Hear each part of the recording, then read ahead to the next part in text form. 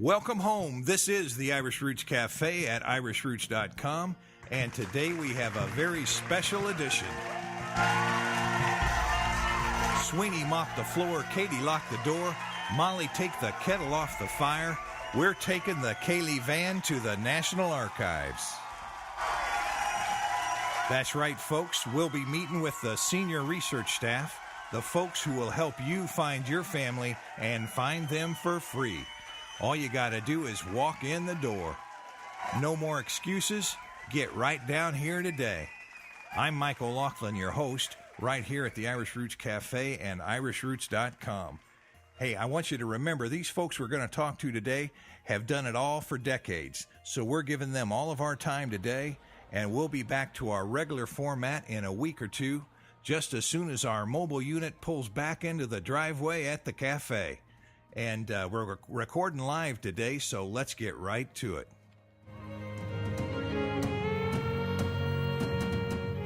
Well, this is the Irish Roots Cafe, and this is Mike OLaughlin, and I'll tell you, we've got a treat today. We've got three of the most experienced researchers, or folks who help researchers at the National Archives in Kansas City, and I'll ask them to introduce themselves and then tell us a little bit about how they've helped people like us trace our families back over time. Why don't we start here? Okay. I'm Barbara Brown, and I've helped people in the research room. Primarily, the biggest thing that we use is the census, which we have access to from 1790 to 1930. And it's a great way to trace your family. You get into it, and you can go back every 10 years about and put all the pieces together. So we try to help people learn more about their families based on what they know starting out, and then learning more about them as they go back.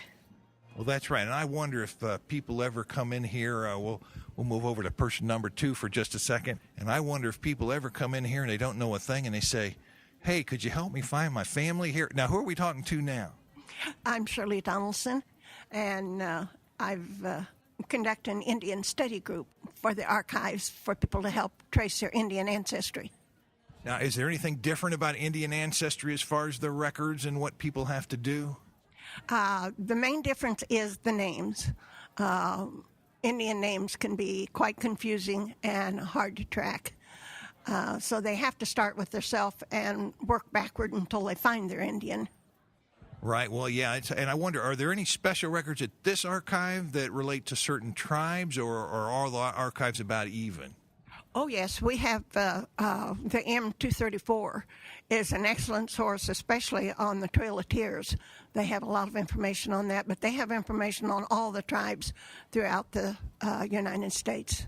The Trail of Tears is usually associated with the Cherokees from Georgia and Tennessee area, but it covered all of the 5 civilized tribes, which were the Cherokees, Creek, Seminole, Choctaw, and Chickasaw.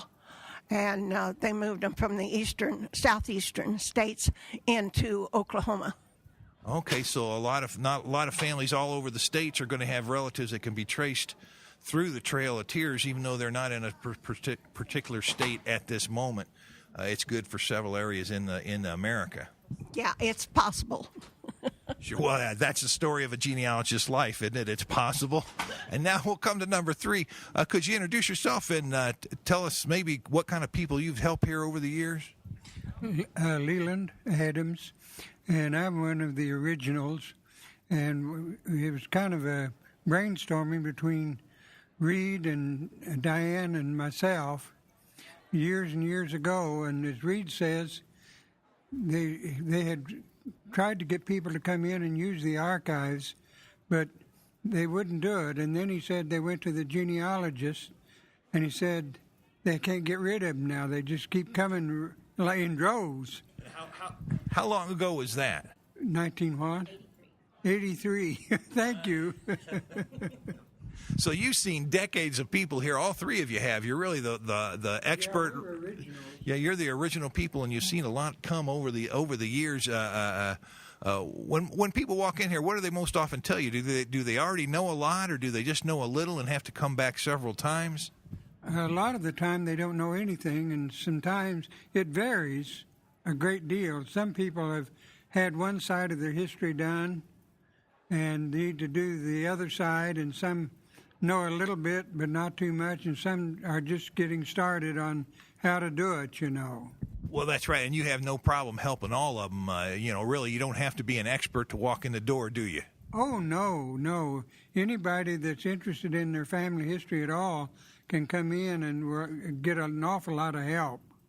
Well, that's right. That's what they're here for. And I wonder, now, have any of you had any experience with the Irish? How about you? You look like you might have dealt with a few Irish men or women over time. I'm sure I have. The Irish, in many cases, came in the mid-1800s, although some of mine came back before 1800.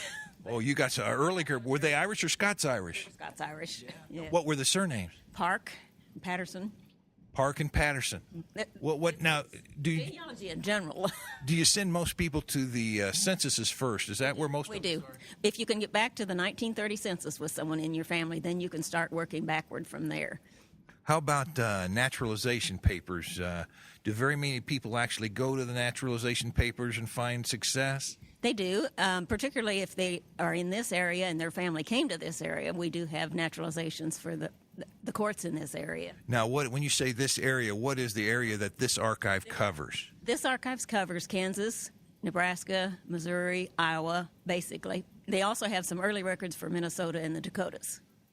Oh, good. So it goes quite a distance, and just like anything else, you can't just think, oh, my family didn't come from Kansas City, so I wouldn't want to go there. And, of course, you've got national records on the censuses and then a lot of more specific things that are specialized.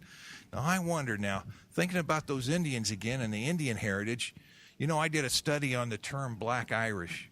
It could be because everybody has a different term, and everybody said, well, what's the real meaning? Well, I looked around. There's really not one meaning. There's 100 different meanings. But one of the meanings I found that I wasn't aware of was that a lot of times the Irish, the poor Irish on the frontier would intermarry with the Indian families, and sometimes they'd be referred to in newspapers and in sayings as the Black Irish because they had intermarried with the Indians, and I assume that's because of maybe a poverty or prejudice of some kind. Have you ever run into anything like that? No, I haven't run into anything like that, but I have found more Scottish in the Indian nation than I have Irish, although my family was Irish, and they were in the Indian nation. What was your name of your family that was Irish? Jenkins, and the Knaves were in the Irish, the Knaves were in the Indian nation, and they came from Switzerland, Bulgaria, that area. Well, that's right. Yeah, and you say the Scots first because Scots came over, especially the Scots-Irish came over en masse before the regular Irish did, so the famine Irish, so to speak, so that makes a lot of sense. A lot of people don't realize it, but Chief John Ross was only 1/8 Indian. He was of Scottish descent, and when you trace his ancestry back, it goes into the Scottish community, and he has quite a genealogy. Hey, is there anything, like the people here, we've got the DAR and the fraternal associations that go way back, if you've traced your family back. Is there anything like that in particular for Indians, like a member of the nations or any special organizations that are dedicated just to Indian heritage? No, however, you can become a citizen of the Cherokee Nation if you can document your family back to the Indian Nation. That isn't easy, but it can be done. Do you have to be like 1/10, or is there a percentage of heritage? It varies with different tribes. With the Cherokee, the percentage does not matter. With some of the western areas like Lakota and the Dakota, you have to be at least 1/4 to even be adopted into the nation. Well, if we've got some people out there listening and they've got some Indian heritage, but they have no idea of where to go or how to start, what would be the first step, considering that it is Indian heritage that might be a little different than if you were Irish or German? What would be the first step they ought to take? Start with themselves and go backward. Yeah, that's right. And I always say, draw it out on a piece of paper and you can show people and get some help. Right. If they hit a blank wall, and that usually happens around the 1870s or 60s, if they hit a black wall, that's quite possibly they could go into the Indian Nation at that point. Okay, now, are there many books that are printed that would help people specifically with Indian heritage? There are a number of books out there. One of the best sources for the Cherokee, of course, is the Cherokee Nation History by Emmett Starr. But there are numerous books. Some of them are better than others. But there are a variety of books, and Midwest Genealogy Center in Independence has a good collection of those books. Yes, they do. I've been out there. That's a really nice facility, folks. So if you're ever in the area, you got to make sure to hit both these places. Let's go back over here to this end. Have you run on to, do you have a favorite kind of research you like to help? Somebody who knows nothing, or an Irish or the German? Did you have a specialty that you developed a knack for dealing with? Somebody that's done more research on their family that's related to mine and can give me information. You know, and that's what I like too. I like to talk to those people that can help me out as well as I help them, and they help me. It's a combination. But you know, you were talking about the mid-continent, the new one. You know, Kansas City is the only city in the United States that has a complete census from 1790 through 1930 at two locations. And it's those two locations? Those two locations, yeah. Oh, the census records are where you really want to begin, unless you're getting into Indians, and then you want to talk to Joyce here. Now, how far back you think you can go on those? Most people, how far back would they go on into a census? Well, the last census, or first census, was taken in 1790, but it only listed head of household until 1840, and then beginning in 1850, it named everybody in the household. Well, that's right. And in some of those censuses, they've only got partial fragments left, don't they? Most of the censuses are pretty complete, but there are some things that are missing, you know. Well, that's right. And you just have to go in and start searching to see what might be there and how good the information was. And they've got something called a Soundex. Have you ever worked with the Soundex? And just what is that Soundex? Soundex is a coding of the name by the first letter and then the first three consonants. And it's a quick way to locate your family in a certain area. It's done by state. And if you know your family was in a certain state at a certain time, you can go to the Soundex for that state and then locate the family. So, and that really helps when names are spelled 4 or 5 different ways, and you have to start going through the records and looking 4 or 5 different places. I know with the Irish names that's really true. You might have a immigration official or even people in the same families, brothers spell their name different, but this sort of helps you with those spelling changes just by looking. They don't use it as much anymore now that so much of the census is on the computer, but they did before. It was essential to have to go through to an area. Does a computer automatically look all that up by Soundex too? It does in most cases. Boy, it just keeps getting easier and easier, doesn't it? Don't tell that to somebody who's searching, but it sounds good from the outside. Are you all? Oh, good. Here, let me. We got 2 more. We've got more experience here than anything I've seen, and we got one more comment here. Yes, about the census. They're talking about the population census that's taken every 10 years. There is also an Indian census that was taken every year, and you can find the Indians on the Indian census. Oh, and you've got the Indian censuses right here. Yes, we do have. How many names actually survive out of that? I know, like, a lot of times the Irish might not want to have been taking their names down, and they might avoid the revenuers or the federal government. How much was it like that with the Indian culture, too? You will have complete names with the Indians. Good. There are a few unique things. Sometimes they'll list somebody as adopted when they're not really adopted in the sense that we think of it as being adopted. Right. They might just be taking care of them or staying together and helping each other out. Right. Okay, good. Now, and also your state censuses in Kansas, for example, they've got a state census from 1855 through 1925, but not all states have it. Well, that's right. And Kansas has got a good one? Oh, Kansas is probably one of the best. Now, Missouri probably doesn't have one so good, do they? No, not too good. They have one, but it's not too complete. That's right. That's where it's handy to have a computer that would just pull it up if it happened to be there, you know. And who do we have? We got two more over here. Now, what we just talked to is people that have been here for what? Have you all been here for 26 years? All three in a row. Boy, that's rare. And to have some people been around the same place for 26 years and show up for a dedication, that's even rarer still. Sometimes it's hard to still be talking to folks after you've known them for decades, no matter who you are. Well, I don't know about them, but I have senior moments every now and then. Boy, we all do, and I use that whether I do or not sometimes. It covers a lot of territory.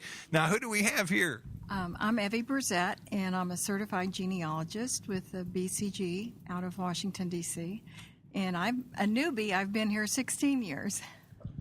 16 years is new. I tell you, I hate to even explain how you guys can get caught up in genealogy and it takes the whole rest of your life because it really never ends. You've got more than just the names, and you got to start studying the history and the culture and that sort of thing. Do you ever help any out of the ethnic people that come in? Would you say there's more German or Irish or Scots or Indian or what? Who have you helped the most? A variety of people. We get a lot of Indian research, and then we get a lot of people looking for their slave heritage, which is that's a difficult process. And I wanted to mention also, Leland mentioned the Kansas census. There's also the Iowa state census, and that's online now. And it's incredible because their 1925 census asks, who are your parents and when did they get married? Oh, wouldn't that be nice? Oh, my, yes. Well, how far back does the Iowa census go? I'm not sure. At least 1905. Right. So if you're in the end of the 20th century, the start of the 20th century, that could end up giving you some clues and really help. Absolutely it would. Oh, good. Now, who do we have here? We've got researcher number 5. Wait, what's your official titles? Just volunteers. Volunteers. You guys are the experts, and they're calling you volunteers? Oh, that's because the salaries aren't as big as the other people's, isn't it? Yeah. Well, and what was your name? Pauline Gibler. Well, Pauline, what kind of experience? How long have you been doing this, and what kind of experience have you had? I've been at the archives 22 years. Oh, over another. Only I usually preserve the papers in the back. So you work with preservation. But I preserve papers mostly. Well, what advice would you give some of my listeners who are out there and they've got maybe some rare documents and they're on their last leg? They might even be tearing in half, and they just might survive. What could they do to save them? Newspapers don't last very long, and they need to put them on archival paper, acid-free paper, and copy them off on paper. And I do a lot of that in order to and throw the newspapers away then. Because the newspapers turn brown and they crumble and they all tear up. So make copies of them quick. Boy, I've had some where I've had to use some Scotch tape or some sticky back to lay it on. Scotch tape is terrible. It ruins your paper. Well, but if you're going to throw it away anyway, use that to make the copy. Yeah, you can do that. That's right. But yeah, you should have all acid-free or acid-neutral. And put them in acid-free folders and this kind of thing. Well, what kind of documents have you worked on other than just average everyday things? Oh, I worked on when they straightened the Missouri River. We started clear at the front and went clear to St. Louis. We did a lot of riprap on every bend on the Missouri River. Boy, that had been a lot of. How long did that project take? I really don't know. Long enough. Well, of course, I don't work every day back there, but it takes a long time. And sure. We preserve papers. I put 1,200 pictures from Haskell out here. And Haskell would be the Indian school out here in Lawrence. And you have to number the back, and then you put them in plastic sleeves. Then you put them in the computer and put all their names in there.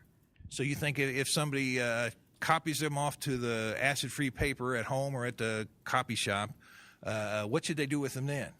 Then I put mine in plastic sleeves. Any kind of special plastic? Well, it's archival plastic. So just look for the words archival, and you're probably safe on the deal. Yeah. Any other stories about working? Oh, well, I work on ocean. Now them are terrible. They're not interesting. That's right. They're pretty boring stats, and yeah, they've got cables across the floor and all that kind of stuff they're supposed to pick up.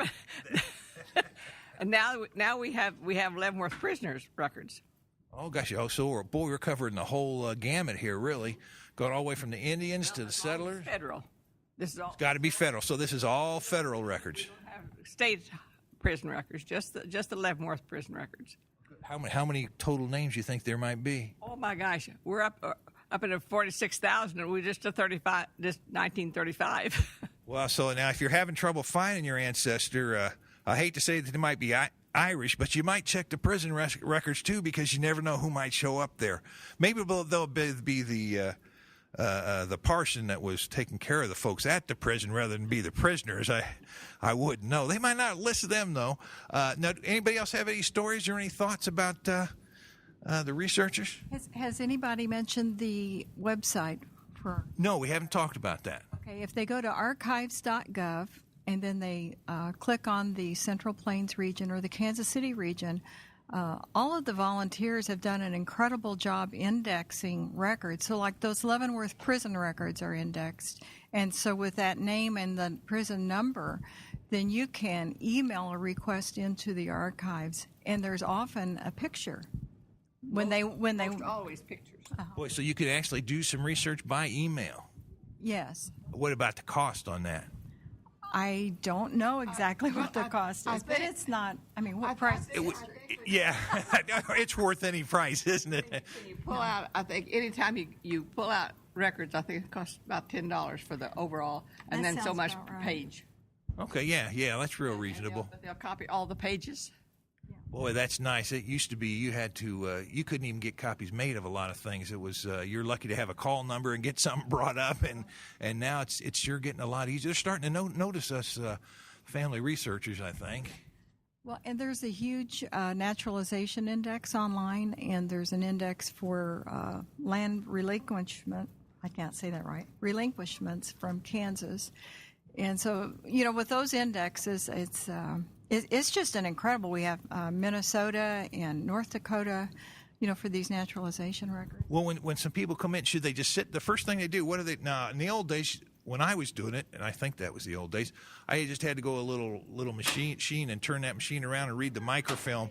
But now people will just go to the computer and pull it up just by typing in the names to make it simple. Anything that has been processed, we put in the computer. Now, before that, it's a lot worse to try to find those things.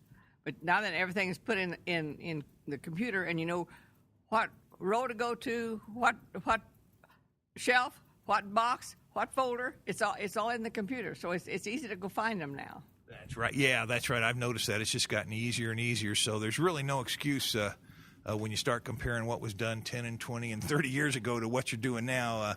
When I came out here, they didn't have computers. Well, well, when I started, they didn't either. And it was hard to find all that stuff. I can imagine. Just the indexing and the storage would be such a giant headache. Yeah. Any idea how many people y'all have helped over time? Anybody ever do a count or an estimate on how many people? How about visitors to the archives? Anybody know? That's like asking how many hours I put in. How high is up? I know. It doesn't quite work that way. Hey, we've got some new people here. Are you volunteers? Introduce yourself and tell us what kind of people you run in here to and who've you helped. Okay. My name is Carrie Kirk. I've been a volunteer at the National Archives for 17 years. And what kind of people we help? I would say anybody who comes in gets help. And we've had a wide variety of people. No, it doesn't bother you if they come in and they say, I don't know a thing. Could you please can I just give you $20 and could you find my family? I've had people do that to me at these festivals. They think it's just a matter of printing things out. And I know it's getting better, but it's not quite that easy. No, we have to explain to them that there are some complications about how to look for your family history, and you don't do it in 5 minutes. But mostly they are receptive to that. And if they're really interested, they will continue. If they're not interested, then they just kind of let it drop. Where do you send most people first? You mean here in the archives? Yes. That would go to the computers probably now, first thing, and just see what we can find there on the person they're interested in. And then when we need original documents, we call the staff person down to help them with that. So they sit there, they get on the computer, they have a little problem, or they don't find anything. They can then say, hey, what do I do now? They're not just left alone at a computer. They got some help. That's right. That's why the volunteers are there. Hey, that's might be the most important thing of all, because you start sitting there and feeling like you don't know what to do next. You might leave because you feel a little awkward. But as long as somebody's there to help, it sure makes a difference. Yes. Well, we always encourage people, don't get frustrated by what you can't find. Ask one of us, and we will come see what we can do for them. Now, what are the family names in your background that you've researched? Kirk, Klinkenberg. Sounds different, doesn't it? Klinkenberg, is that German? Yes, it is. Yes. And Avery and Hill and McElligott and Van Walker. Well, I got a lot. Boy, names like McElligott, that can change to McElliott or Elliott. That's double T's, single T's. Oh, yes. I'm telling you, it gets real difficult. Now, we have another volunteer here? No, I'm just the... You just come along. No, what's it like to be hanging around with somebody who's doing all this all the time? Do you understand it? No, but I appreciate it. And what family names are in your line? Well, it's Kirk's and McElligott's, and we go back a long way. I'm a late child of late children. Both of my grandfathers fought in the Civil War, and my great-grandfather was in the Army for a while in the War of 1812. Boy, you must have been in several of them yourself. Well, I'm Korean War. That's right. Well, those family heritage things, it takes a long time for them to wear out, and we sure do remember. Yes, in August of 1861 in northern Missouri, 6 brothers who were Kirks all went and volunteered to be in the Army at the same time. I'll bet their mother didn't get much sleep that night. Boy, that sounds like the Sullivan brothers in World War II that all got on that one ship. Now, are your Kirks the Scottish Kirks? Scotch-Irish. Yeah. Well, a lot of I know that's a good old Scots name, and a lot of them came over to Ireland, and they just sort of started calling themselves Scots-Irish to keep themselves separate from the regular Irish, because there is a separate heritage there. Yeah, at one time, the Irish were very badly discriminated against here in the United States. That's right. Oh yeah, and it just keeps happening. Even the old Irish that were here first, when the new Irish came in, they came into the docks and they might have the fever or diseases. The old Irish didn't want any part of those folks either, and it's really not about nationality. It's just about being human. Those are just natural instincts, and it's sure glad to see them disappear little by little. And when you study genealogy, that helps you find out about it, and you realize that, hey, we are all related. It's just a matter of working things out. Good, we have another one here. This is from one of the young researchers. You've only been here 16 years? Well, earlier you mentioned the Black Irish, and I wanted to tell you about my grandfather.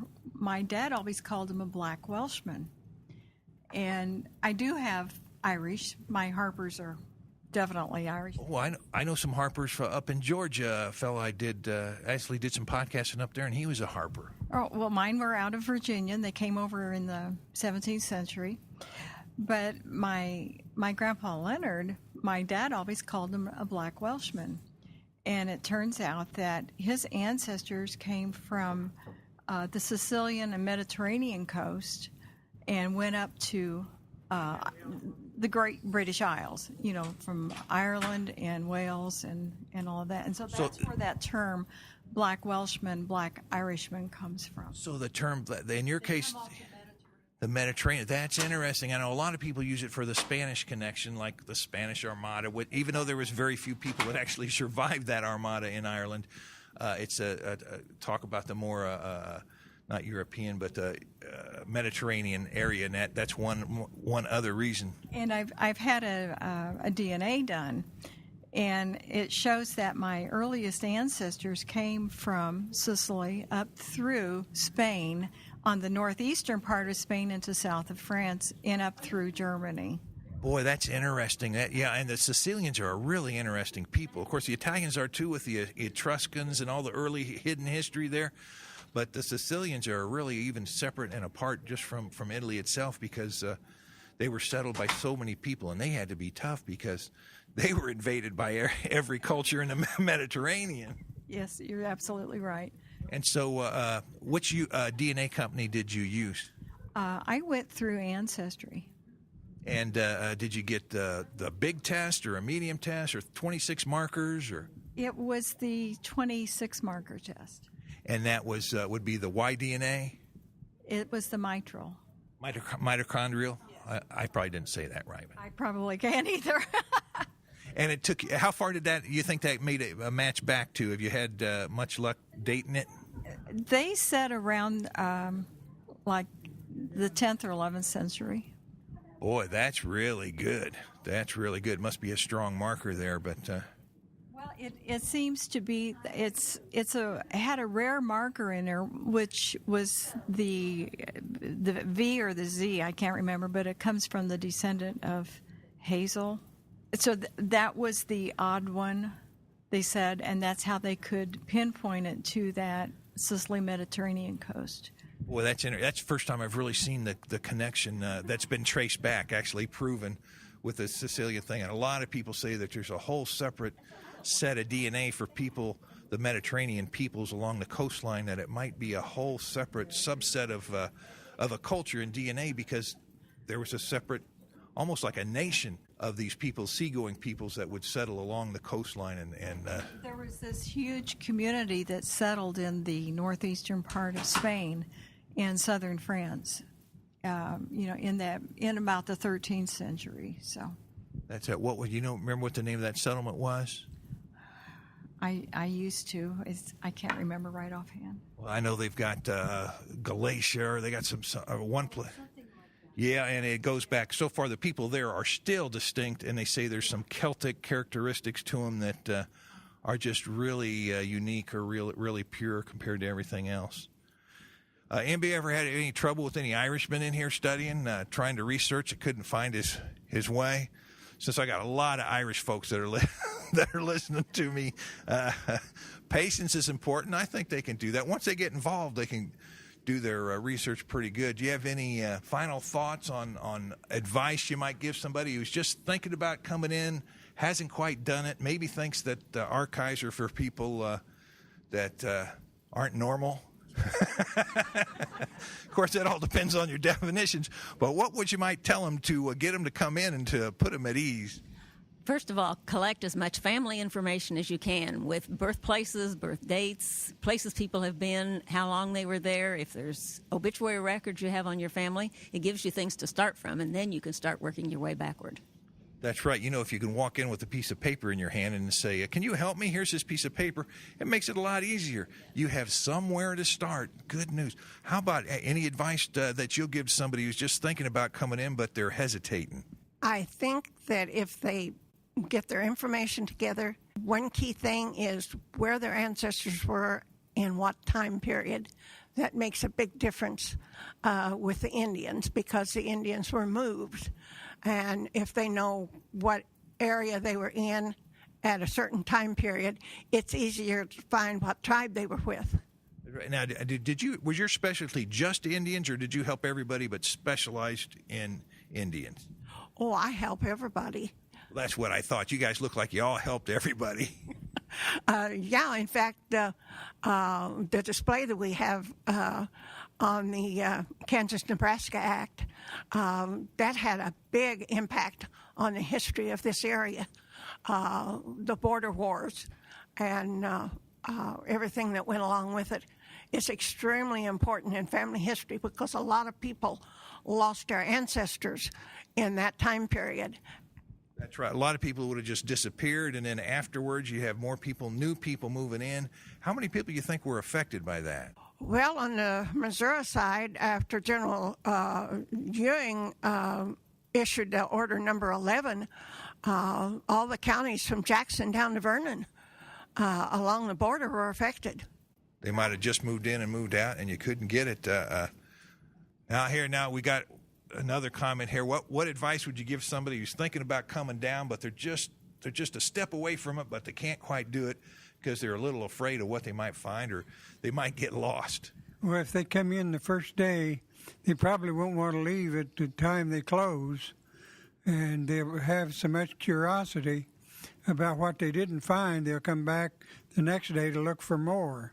That's right. See, once you get in there, you end up liking it more than you ever thought you would. That's right. And a couple of days, they're going to be calling you a real genealogist, and you're not going to know what happened to you. Do you have any advice to give to people that are just on the edge, just thinking about, want to come in, but just have never done it, and they might feel a little bashful? What would you tell them? Well, I would say use these opportunities like Memorial Day or Thanksgiving where you have family get-togethers, take a tape recorder or your camera or get armed with a spiral notebook or something and start asking them, what do you remember about Grandpa? What do you remember about Uncle Joe? How did you celebrate the holidays?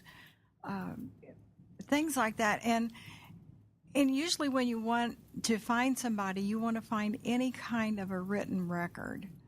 And that's how you find, you follow those pieces going backwards. We always tell them to start with what you know, and then we work backwards. And we usually guide them to the census first.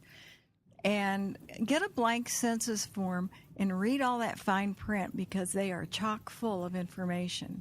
Well, that's right, and I have told people a lot. They want to say, well, I want to go back. I'm ready to research my ancestors in Ireland, or I'm ready to research my ancestors in Germany or Switzerland. But the problem is they haven't done any research in America, so they don't know where to start. So the first thing is you got to start here in America with written records, birth, death, marriage, whatever you can come up with, and that'll give you a trail to follow all the way back to the old country. How about you, Pauline? Any last-minute advice?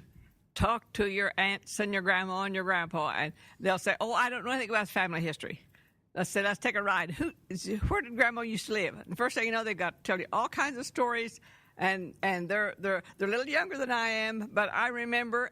But if you say anything about history or genealogy, I don't know anything. That's right. You just got to get somebody talking, and once they start. And I've got an aunt. She don't want to know. She's not about to know. But I took her for a ride, and we went back through the country, and I heard all kinds of stuff. Yeah, I even... Then next time I knew what the question to ask her the next time. Well, I even did that. I went to Ireland, and I was trying to find things out, and I made a friend over there by the name of OLaughlin, and I was saying, well, let's go talk to your dad. And he said, well, my dad, he never talks about anything, doesn't know anything, but he started talking to me, and after we got done, his son came up to me. He says, I've never heard any of those stories. He said he'd never talked to me. But, once you get somebody talking and you know that you're really interested, it makes a big difference. You just start reminiscing and talk. First thing you know, that they open up and tell you everything. But if you say history or genealogy or what do you know about the family, nothing. They don't know what they know really. They don't know what you're asking. Yeah, that's right. And you just let them go, and they'll create a story of their own. Well, any last minute comments on anything you want to make? You need to tape record your interviews if you possibly can, because if you don't, you'll get mixed up on whether they were talking about Uncle Henry on one side or Uncle Joe on the other side. But if you got him on tape, then you know what they said. Well, you can stop a lot of family arguments that way, because I've seen it happen more than once. He didn't say that. He didn't say this. That's right. That's right. Yeah, writing it down's okay, but boy, a recording's even better. And get a small recorder, just put it in the corner and turn it on, and let it sit there for a couple minutes, and everything relaxes, and people will talk normally. Well, I tell you, this has been pretty good. This has been my first time interviewing here, although I started out here or at the old location 30 years ago or so, and it's really a treat to come back and see how far things have progressed and how many people have stuck with helping people here too. That means there's something to it. It's more than just a temporary thing. It's an avocation, a dedication to things. And thank you so much. And this is the dedication of the National Archives at Kansas City. Is there a more formal wording I should be using for that?